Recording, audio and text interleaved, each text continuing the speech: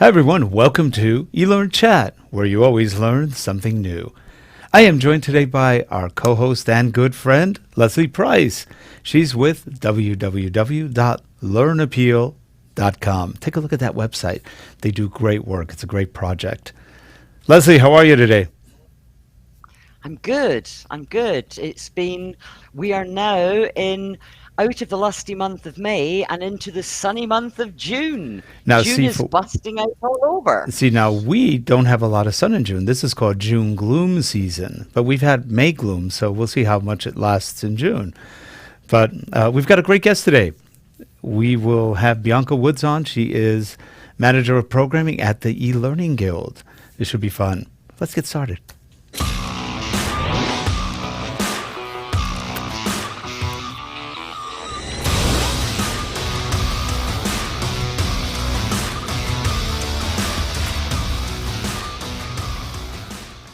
And we are back, and joining us in that, what we call it, center position of power. Bianca, you're running the show today. It's you. You're the power. How are Oh you? goodness, I don't know that I have the responsibility for that kind of power. It's transitory, but yes, take advantage of it. How are you today? I'm good. The weather here in Toronto finally got nice today, so I'm enjoying the sun. I mean, from inside, but eventually I'll go outside and enjoy it. That sounds good. Now, you're with the eLearning Guild, and I know the Guild has undergone some changes. The Learning Technologies Group has purchased the Guild and a lot of other shows, and so you're busy. Yeah, I imagine you're very busy being programming director or manager. How has your job changed, if at all? I mean, at this point, my job is pretty the same. I mean, so my work is with the eLearning Guild on programming, and so not coding programming, but programming our events, so online and in person. So it's a lot of work of working with people to get conference proposals ready, reading through conference proposals, building an interesting program out of them for in-person and online events, helping speakers, sort of runs that gamut, as well as just a bunch of other tasks with the Guild. But that's Well, sort of where my primary work focus is. well, you must do a very good job because people are always happy with the level of speakers and the people you select and everything. So, congrats to that because you do good Oh, work. thank you. And and you mentioned something pre-show, which is really important. I know a lot of the quote unquote older or more experienced speakers want to be in every show. And then if we don't get put into every show, it's like, how come we didn't get into the show? They start whining like little babies. It's really pathetic. But Aw. there's a real good reason for it, though. Like you said, you also want new blood. You want new people in it, people who've never done it before. It's good to mix it up. It's nice to get different types in the show who have different levels of experience and different subjects that they may want to approach. How do you work with people to get them to come on the guild? Not come in the guild, but come on the shows. Yeah. Yeah. So, I mean, and we talked about this before in the sort of the pre-show. I have a real passion for helping new speakers put themselves out there because, like you said, it's so important for us to not just have the speakers that are really phenomenal, that are bringing really amazing things year after year, but also bringing in new voices as well, partially because, some of those new voices are going to become the exciting regular Hmm. speakers in the future. And part of it is wanting to keep things fresh. I mean, we think about the eLearning Guild as a community, and that means we need to be having different voices so we make sure we're not losing any viewpoints. So a lot of the work I do, especially right before a call for proposals, is doing a lot of work to help prep people for putting in the best proposal they can. So some of that is making resources available, tips, guides, doing online events, either on Twitter or through live video events like this to answer questions. I regularly ask people to send in either their proposal ideas or their proposals themselves, and then either by email or phone or Zoom, talk it out. And, you can't guarantee someone will make the program, but can I help someone make the very best proposal they can? Absolutely. Now, what are some of the mistakes people make submitting proposals where they don't put themselves in the best light, or they're not making their talk sound exciting? Yeah, there's a number of challenges, and I think people really have their heart in the right place, but no one teaches you how to write proposals, generally speaking. It's just sort of one of those things. I mean, I remember the first time I wrote my speaking proposal, and I had no idea if I was doing the right thing. I was just hoping I was filling out the form with the information the conference organizers needed. And honestly, every conference proposal form is a bit different. So it's a weird thing to navigate. Some things that I do tend to see regularly in our proposals is people not necessarily thinking about the audience who's going to be coming to the session. So they'll make it either very much about here is my experience or here's what I'm planning to share. And they don't bridge that gap between the knowledge that they have that's usually phenomenal and what someone coming to their session will get out of it, how they can use it in their lives, what pain points it's solving for them. And, you know, the session proposals that do that right, that really build out that narrative, do a much better job on our program of pulling in an audience and also making those people feel like what they're going to get is practical and true to their world. So that's, yeah, the terminology that a lot of the time is used in the UK is the WIFM. What's in it for yes. me? I don't know if that's used in Canada and the States, but the what's in it for me actually is very, very important when people are choosing which session to go to. Yeah. You know, what am I going to get out of this? Because they've probably, you know, a lot of their companies will have paid for their time to be there, will have paid for the event, travel costs, everything. So it's important when people go to events that they've actually got, you know, not just one gold nugget, but a few golden nuggets and some silver and some bronze to take home with them. Yeah, absolutely. I mean, people don't come to these events just, you know, for fun. I mean, the fun's part of it too. But they're coming because they have real goals they're trying to meet in their work life, that their organization is trying to meet. And the goal of these sessions is to help people solve those problems. We want people to walk away going, that was really worth the time I spent here. I'm going to do things differently when I get back to work. You know, you made a great point, though, that if you do, like what Lesley said, what's in it for me, if you make it audience specific, then the speaker is not only giving to the audience, but it's motivating the audience to learn from the speaker. I've been to many sessions throughout the years, and just watching people, you can tell right away the ones who are there to kind of a little bit of self-aggrandize, and that's usually a turnoff for most. I've seen it in what people have responded to other people, and the ones who are there saying, hey, do you want to learn how to do this? This is a really cool thing, and if you do it, you're going to be so much better off. And then people start going, what? Me? I can do something better? Maybe I'll get a promotion. Maybe I'll get something better. Or maybe my piece will be better. Maybe all the things I do will be better. I can do better this, better that. And then when they do that, all of a sudden it's a whole different trajectory for them and for the speaker, because the speakers also kind of get going from the vibes of the audience. Oh yeah, it's fantastic when you're up in front of a room and you're really excited to be helping them with something in their life, and they're really excited to be there. And it's a feedback loop. And if you've not done public speaking before, that is one of the easiest ways to make it an easier experience for you, is to get that energy from the room because they're excited to be there and they're seeing that you're going to help them. People love being helped, and it feels good to help people. Well, you know, Bianca, one thing that I've done with people when they've asked, how do you get up there? I'm nervous. I'm nervous in front of a group. And I was so shy when I started talking in front of people. I was terrified, beyond terrified. People go, no way, you're always terrified. So you have to discover, one, how you like to talk with people, and then two, how to get the audience involved. In my case, that part was easy, the audience, because I said, okay, I don't really want to talk that much. I'm nervous. I don't want to say much. This is when I first started out, long time ago. But I said, I can ask questions of the audience and they can fill in gaps. And before we knew it, everybody was having a good time. And I was incidental to the course. I could intersperse opinions or maybe a little bit of education. But the audience was kind of working around what they wanted. It made it a lot of fun. And But that was me. That's how I got over my fear. I was not a natural public speaker at all. It took a while. It took a lot of studying. And also, if you are a little afraid of public speaking, go watch public speakers. Go watch sessions. Go on YouTube and just watch TED Talks or whatever, and you'll get techniques from people. And even if you say, I'm going to copy that person, do it. Do it until you get good at it. Then become yourself. It's borrowing. Borrowing, yes, borrowing. Borrowing. Yeah. Inspiration. Yep.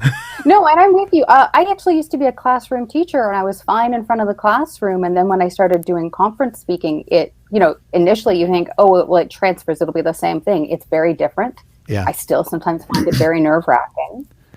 The thing that I tend to find works best for me, and like you said, you got to find the tricks that work for you best, is I like to get all my stuff set up really quickly and then spend, the 20 to 15 minutes I have until the session starts talking with the audience, walking around, asking them what they're hoping to get from it, making some jokes, making sure they're in the right place, even just little friendly things like, oh, what session are you looking for? But really having a conversation with them so that it doesn't feel so much like I'm standing in front of a room of complete strangers trying to help them out. I've started, not being friends, but building some bonds with the people in the room, and it feels friendlier. And, you start having those conversations with people and they subconsciously want you to succeed. Mm-hmm. They build a bond with you too. Yeah, that's a wonderful point, because not all speakers do that. A lot of times they're running late, so they rush into the room. Now they're kind of in a frantic mode, and the audience is maybe a little kind of going, well, you're late.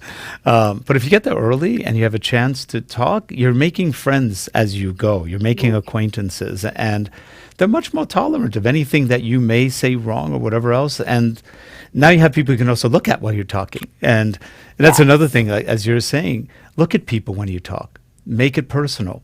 Make it so that they don't feel that you're just talking in general to no one.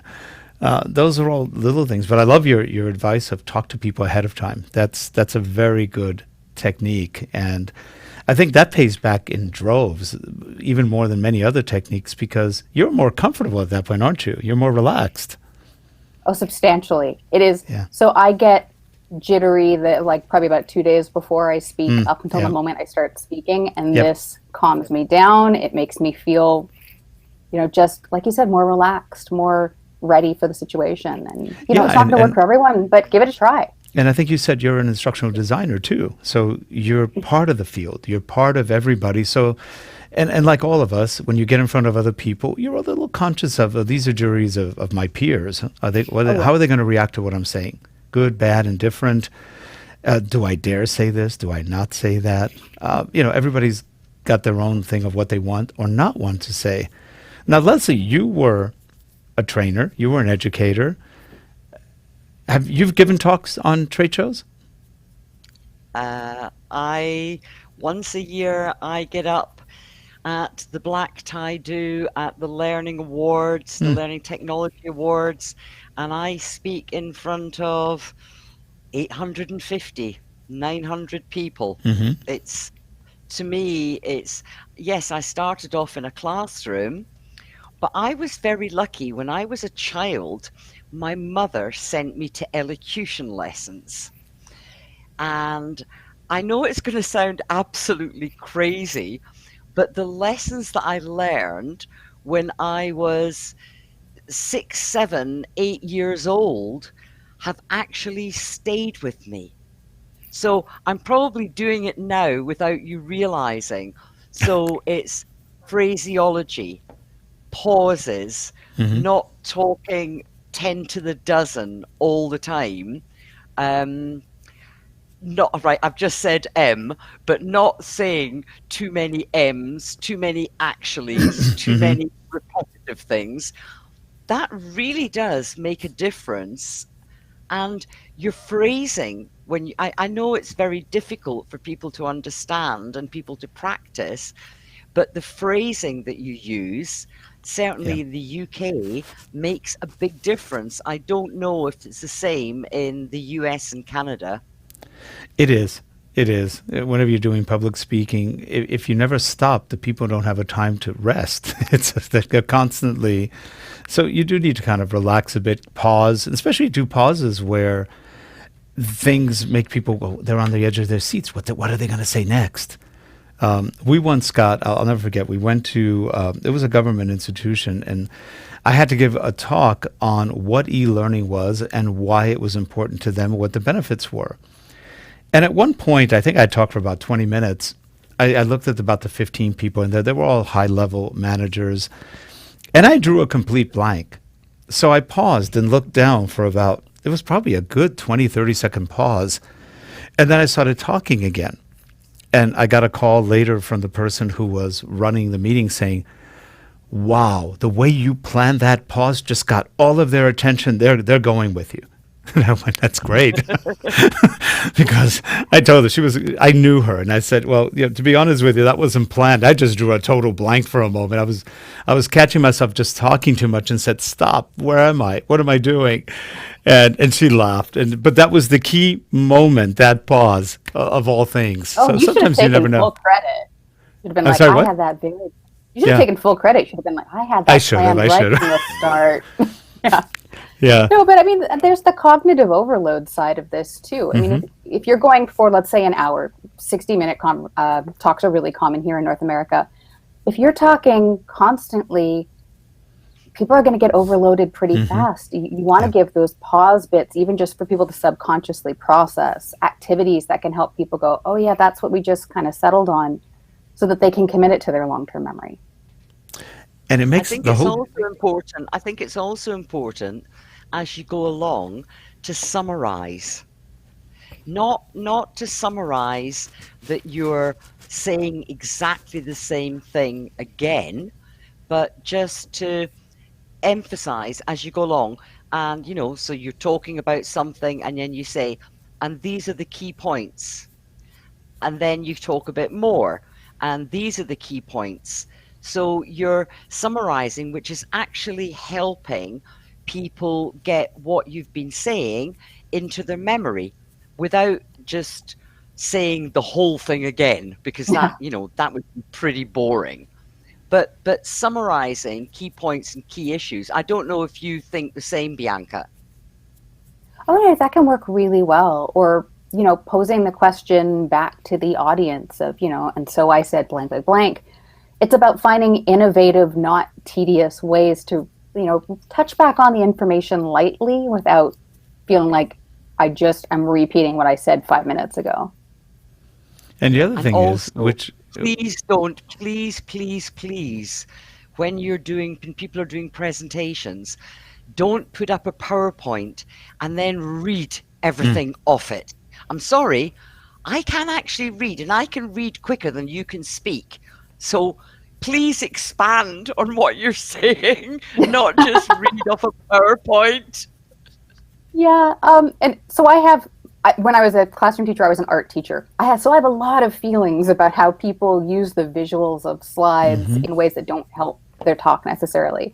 And the thing we find with people who have their scripts on the screen is, like Lesley said, people can read at a different pace. It is a massive distractor for people. It is not visually engaging. People are going to disconnect. Unfortunately, our presentation software does sort of push people to that with some of the initial templates. Like if you pop open PowerPoint, the default setting is, here are some bullets. And so people who don't have a background in visual design, who that's not their comfort zone, they're not experienced slide designers, they go, okay, well, that's what this given me, let's just go with it. Rather than going, what are the best things to have on this slide for supporting my talk without copying exactly what I'm about to say? Yeah, that's a really good point. I try and use images rather than bullet points. My preference is images, because I think images, if you get the right image, it can actually say an awful lot to support what your talk is about. Well, And Lesley, also gets people to think. Lesley, one time I was giving a talk. I was teaching advanced database indexing, 5 days. This is not the most exciting topic on earth.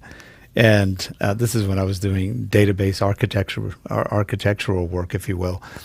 And so in the middle of the presentation, like about day 2 or 2.5, there was one slide that only had one word on it.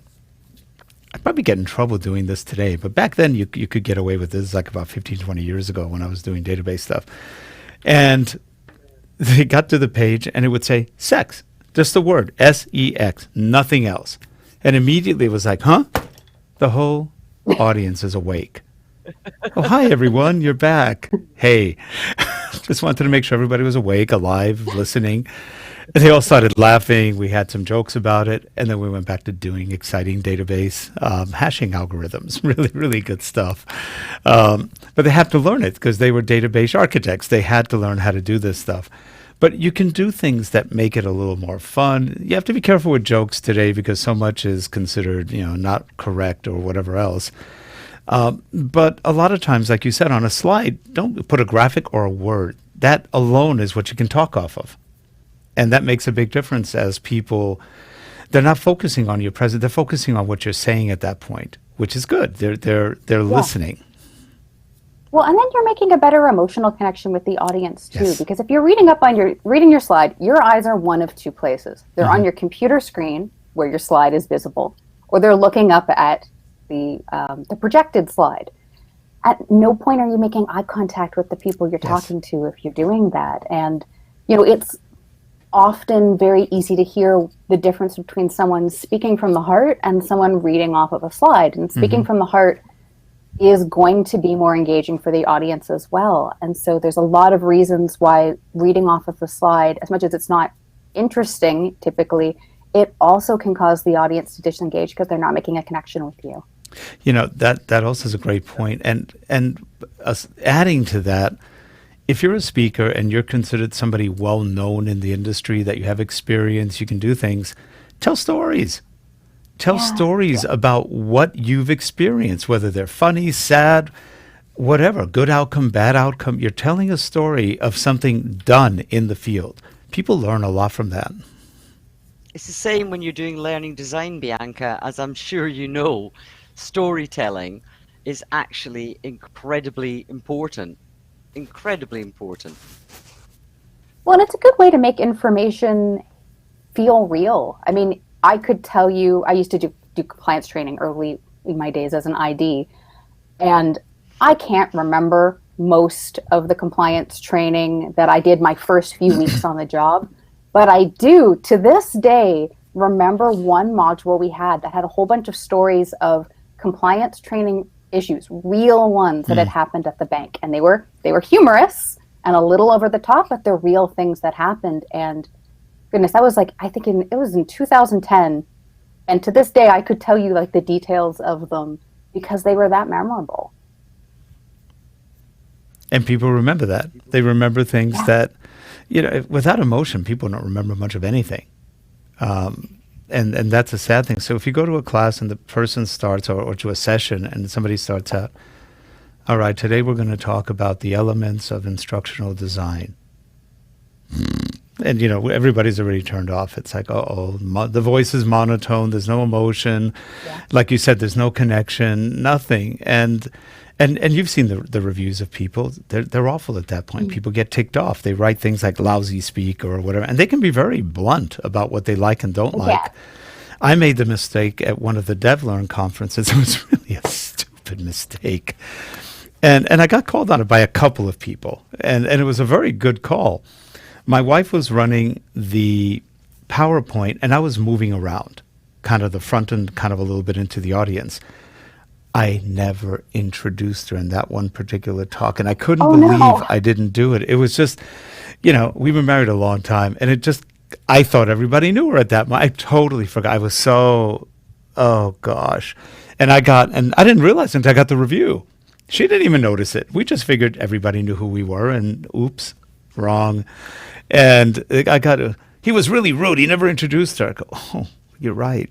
And it was something really simple, but 2 people out of about 50 really got ticked by that. And kudos to them. They were right. But it was one of those, oh my gosh, how can I miss something that simple? And it's the So kind of what thing that tips do you happens. give? What tips do you give then, Bianca? Because you said that one of the things you do is to give tips to people Mhm. who are doing proposals. So what kind of tips, what kind of hints and tips can you give people? Yeah, so I mean, it's interesting that we all brought up storytelling here because storytelling is one of the tips that I recommend, especially for people who are not sure what value they have to bring. A lot of times, I'll recommend that people come with a case study. Tell a story of something that happened with you in your work that you think other people can learn from. Because you're an expert in your own life, you're an expert in your own work. So it's pretty easy to pull expertise on a story of what happened at work and then do that connecting. How does this work for someone else? How will your story help someone else solve a pain point? Another thing I recommend is go take a look at the previous year's conference schedule. Look at what topics are shared at that conference. Look at the session descriptions to see what narratives are in those. A lot of times for things in learning and development, we take those session descriptions almost verbatim from what's in the proposals. So it's a great model for what a good proposal can look like. Also, sometimes we'll get proposals where I'll read it and like, this is a fantastic proposal. It's not the right fit for this event. Like if we at DevLearn, we have a real high focus on technology and learning and digital learning. And so if someone comes in with a session that's all about how to engage your classroom, it could be an amazing proposal, but it's probably not a fit for our event because classroom isn't a large component of our program. So find out more about the event. If you can, reach out to the event organizers, reach out to other people who have spoken at the event, especially if it's an event you've never been to yourself. They'll help you know more about what's unique about that event so you can tweak whatever you're planning to share to have it be right for that audience. I think it's also important when people are going to be speaking at events that they've got a good 1 or 2 line summary about what they're going to be talking about, the whiffim, the what's in it for the audience. Because very often it's the audience, the size of the audience can make a huge difference to the impact that person speaking has. So I think that's also, quite important. And actually, Bianca, another thing I think that's important is getting the audience involved. Don't let them just sit there just with their mouths hanging open. Get them involved. Get them to share some of their experiences, some questions they may have. All too often speakers get in the habit of talking, blah, blah, blah, blah, blah. And they forget that, people are listening. You got to kind of get something out of them. Make sure they're even paying attention to you. But that makes it more interesting because people also like to hear themselves talk. The other people in the audience like to hear themselves and like to see if they can share with the audience. And people love to share experiences. So if there are people in the audience that you can rely on to share experiences, that makes it even more interesting. Yeah, and it's also a good opportunity to have people practice with whatever skills you're talking about. I regularly talk about using visual design for people who don't have a visual design background, with a lot of us here in learning and development. And I'll build in practice activities. I'll talk a bit about some skills, and then I'll build in an activity and say, all right, we're going to try this and see if you can, just basically use the skills we just talked about or start getting used to them. And you build an easy activity because they just learned the skill, but it lets them get their feet wet, lets them feel like, oh, I kind of got this. Yeah, that's a very good point. Well, guess what? We're almost at the end of our time. Was that painless or was it kind of painful? So painless. Because you let me rule with an iron fist. You said I had all the power. You did. We were afraid. So no, you've been wonderful. How do people regularly feel about Canadians? Canadians are great people. Yeah, we're terrifying. Yeah. There's a book I read years ago called The Canadians. I don't know if you remember that. It was real popular back like 30 years ago, 20-something years ago. But it was interesting because it started out with one thing. It said, Canadians don't know who they are, but they know for sure one thing: they're not Americans. And I thought that was classic. That's because an awful lot. That's because an awful lot of them are Scottish. The Scottish. There's as Scots do get about. So wherever you go in the world, you will find somebody of Scottish heritage. Probably I can true. absolutely, I can guarantee it. I can guarantee it. That's funny. Hey, Bianca, before we leave for today, what is hot today? What's a hot topic that you need speakers for? Oh, and that's a hard one because it feels like every single time we do a call for proposals, it's a strangely different mix. And so some years I'll be desperate for things on like leveraging tools people already have, like PowerPoint, for doing creative stuff when you don't have a budget. And other years I'll get 20 proposals on that particular thing. It's strange and unpredictable. I will say we have a lot of people in our community who are always looking for solutions that will help them do more when they have a small or no budget. Sadly, there are a lot of people, especially in instructional design, who are dealing with that. I have a lot of people asking for case studies or practical applications of newer technology. They'll say, well, this AR or VR thing sounds cool and interesting, but how do I use it for learning in a way that isn't clicky, clicky, bling, bling, that it actually is meaningful? Yep. And I know that those stories are out there. They're especially in, let's say, the medical industry. And so when we can bring those stories of how do we make this new technology not about the flash, but about helping people learn and build new skills, I love those proposals. That's great. Well, Bianca, it's been a real pleasure having you on. We hope you come on again another time on the show. Yeah. And do you usually go to the events too when they're happening? Yes. So you can, if you are ever at an eLearning Guild event, please look for me. I'll be in the eLearning Blue Guild uniform, and I'll be scurrying in a direction.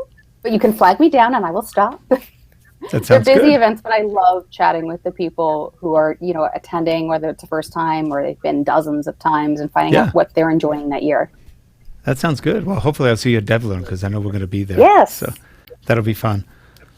Well, anyway, Hopefully you'll come to and hopefully you'll actually get to come to Learning Technologies, because David Kelly now comes every year. I introduced David Kelly to Don Taylor, who runs it, years and years and years ago, and David's been coming ever since. So you know, if you don't get to see David at eLearning Guild events, you'll certainly get to see him in London. Yeah, I've been dying to get out to that event. I hear really great things from the speakers and the attendees there. it's a good event. Rick enjoyed it. Yeah, it was good. The only part bad is go there like we did several days earlier. The jet lag was bad. I've never felt jet lag until this one, because we got the 3 hours plus the 5 hours. So it gets to be an 8 hour jet lag. I never thought it would bother me. I was like a zombie the first 3 days. It's like, this isn't good. So building some adjustment time is what you're saying. Give yourself some adjustment time, because I know other people got there a little late and they were going, oh gosh, I'm half asleep. And these are people from the States that I know, and they were like, oh man, I'm dying. And because they got there like a day before the show. They were tired. Oh, No, goodness. it's a very busy event. So Yeah. the networking actually starts the night before the event, and then you've got a full day of event, and then you've got a networking evening session, and then you've got another full day. And when I say full, I mean full. So not only is there the main conference on the expo floor, there are 15, 20 seminars going on at a time. Yeah, all over the place. Yeah. Yeah. So what I'm hearing is wear comfy shoes and bring lots of caffeine. Yes. In fact, they had espresso at comfy shoes. well, You right definitely inside. need comfy shoes. Yeah, and right inside the show floor, they had sparkling soda water and espressos and other things. But I was laughing. I go, they know, because I think a lot of that's from people just traveling and they're tired. But it's good. It's a really fun show, and the people there that you meet, very professional and very passionate. That's the part I loved. They were just really a little different from what I saw in the state shows. And I've been to many state shows. They're just there seemed to be a lot more interest in their own careers, which I found interesting. It was good. Yeah, But Patty a lot of fun. Patty Shank says exactly the same. And most people who come to the show from the States say exactly the same, that they've never come across such a well-informed audience. So here we are. We go to the show, right? I only saw Trish, you, Carl Cap, people I know. Patty I didn't see. We're good friends. We just missed each other. I met some other people at the show that we knew, and I was going, it's so easy to miss people. There's so many people. It's easy to miss people. Yeah, So there's about the conference audience is about 850, and at the show there's about 12,000. it was more. I thought it was like 14,000 or 50. They said it was a lot this year. Yeah. I mean, at that point, it's all relative. It is. You're going, all right, it's a lot, and I'm not going to see everyone I want to. Like, I imagine you have to start scheduling things and be like, I am going to promise to meet this person at this place, because if you don't make commitments ahead of time, the whole conference could go by and you wouldn't see them without large a crowd. I know. Well, Bianca, again, a real pleasure having you on. Thanks lovely. for. It's been lovely actually chatting to you, Bianca. It's so good to meet you in digital life, but with visuals. Virtual reality. We are virtual hosts. Yep. Anyway, we'll have a great one. And if you need to get a hold of Bianca or you want to learn more about the eLearning Guild, we'll have show notes underneath. You can contact her and the Guild events. So you can submit proposals to get on stage and talk to people. It'll be fun. Have a good one, everyone. I'm sorry, go ahead, Bianca. If anyone wants any feedback ahead of time or wants to just bounce an idea off of someone, reach out. I'm happy to help. That's great. Brilliant. Well, thanks, everyone, and we will see you all next week on eLearnChat. Take care, everyone. Bye-bye. Thanks, everyone. Bye.